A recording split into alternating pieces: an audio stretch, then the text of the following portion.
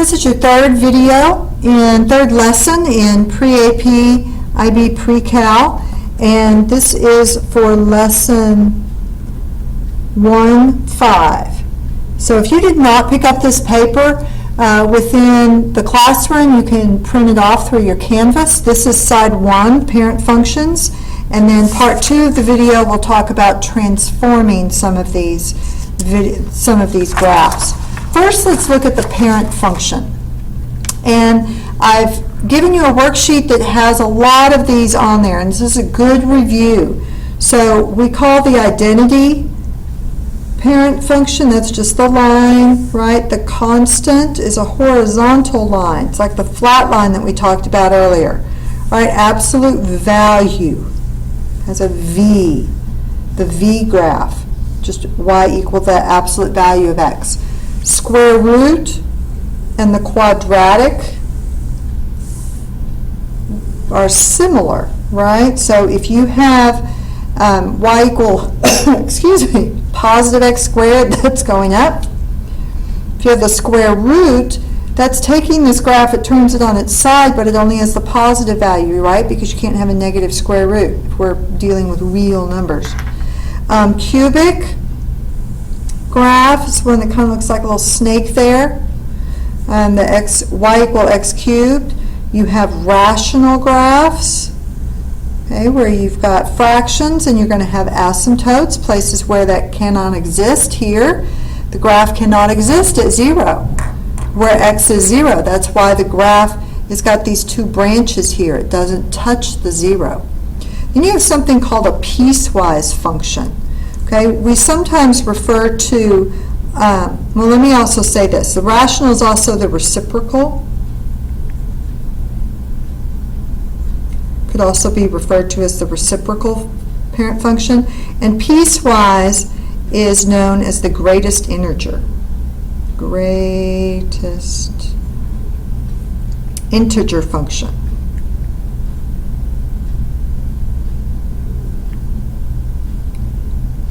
Looks like little stair steps. Okay, it's kind of cool.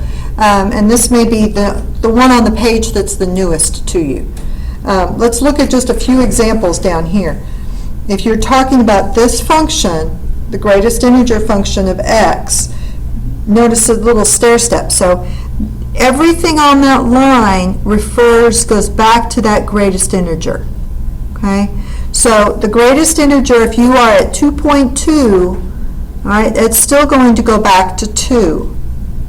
If you're here at negative 1.2, that would also be negative 2. If you're here at 1.5, that would go back to 1. Okay, so it takes a little bit getting used to play with those. Let's look at domain and range real quick. The domain and the range of these functions. When you have those, if you'll notice here, the identity function, where are we? There we are. The identity function, the domain could be any real number and the range could be any real number. Constant function is the same way. See, this is restricted because, as we said before, you can't have a negative x value. So that starts at 0 and goes to infinity, right? Here, the range would keep it from 0 to infinity. Here, you can have any value for domain and range. This has all x's, could be anything except it cannot be 0, right? All y's except it cannot be 0. Look at the odd and the even functions.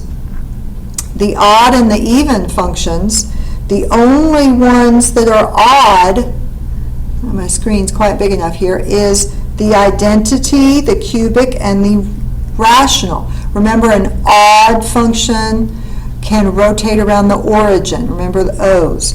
So here, do you see how I could spin that? All right, it doesn't have to go through the origin to be symmetrical to the origin. Here, if I spun that graph, it would come back to the same thing. Here, I could spin that like a pinwheel.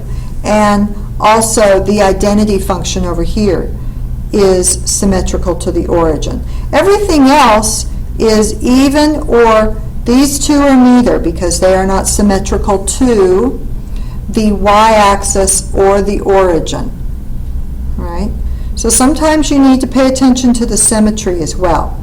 Let's talk about another type of piecewise function, and I think this is what some of you are familiar with when you start talking about piecewise, and it looks like this. It is in pieces.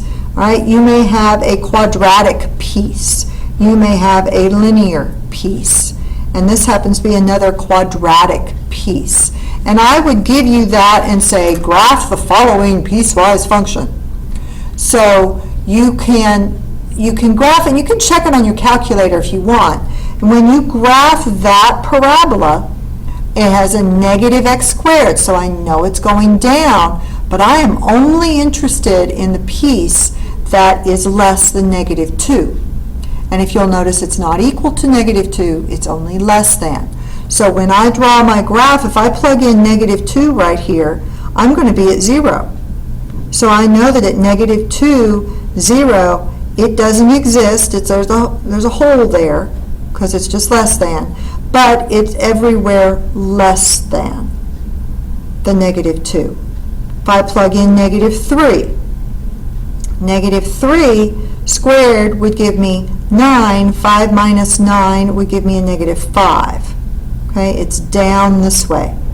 This happens to be the line. This is a line with a slope of 1, and it has an intercept of 3. Okay, but if you'll notice, when x is 0, it doesn't equal.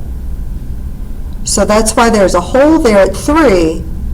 But when I plug in negative 2, 3 plus negative 2 is 1. Okay, so when I am at negative 2, the function exists at 1.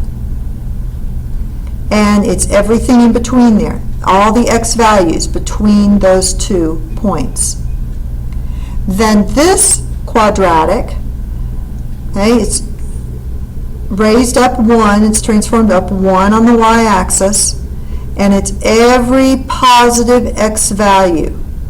So if I plug in 1, I'm going to be at 2. If I plug in 2, I'm going to be at 2 squared plus 1, so I'm going to be at 5.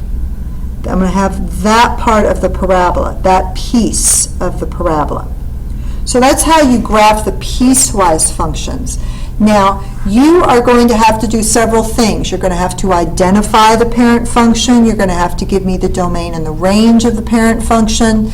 You're going to have to tell me its symmetry. So this really needs to be second nature to you. You look at one of these equations, and you mentally need to automatically have an image as to what that graph looks like and to some of its parent function behavior, so that as we transform it, you will understand the behavior and how that adapts. Okay? We're going to stop the video here for part 1, and we'll do the back transformations when you come back in part 2.